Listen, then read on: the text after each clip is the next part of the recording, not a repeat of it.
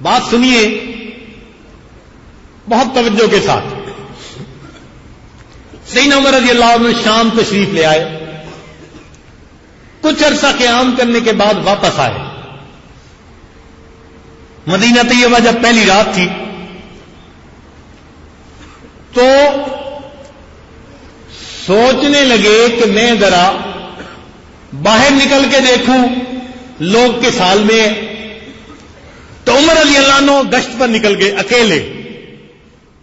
کوئی غلام نہیں تھا, کوئی رفیق سفر نہیں تھا. ایک خیمہ لگا دیکھا, بڑھیا خیمے کے دروازے پر بیٹھی ہوئی ہے. سلام کیا, سلام کر کے پوچھا کہ اماں کس حال میں ہو؟ کہنے لگی ٹھیک ہوں.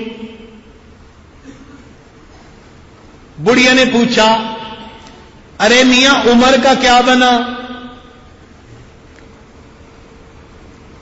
جواب دیا وہ خیریت سے واپس لوٹ آئے.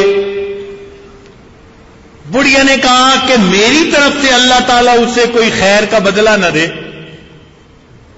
تو عمر رضی اللہ عنہ گھبرا گئے. پوچھا اماں کیا ہوا؟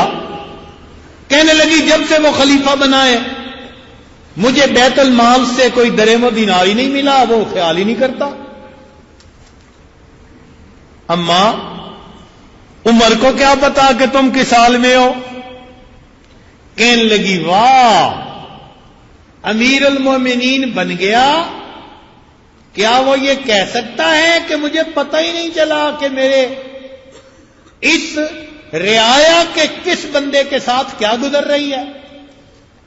جب اس نے یہ کہا تو عمر رضی اللہ عنہ نے اپنے آپ کو کہا واہ عمراہ, ہائے عمر, کل احد افقہ منک یا عمر, ہر بندہ تجھ سے زیادہ سمجھدار ہے.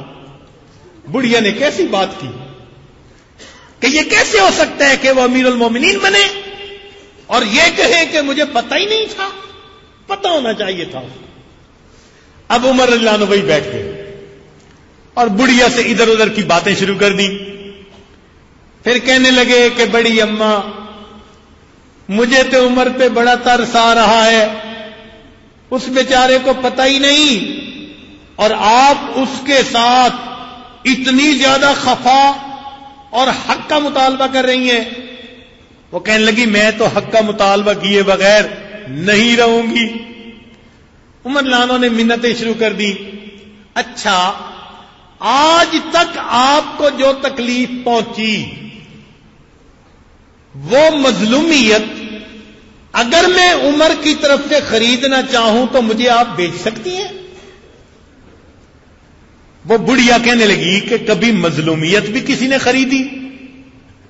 کہنے لگے کہ یہ خریدی یا نہیں خریدی اپنی الگ بات, تو بتا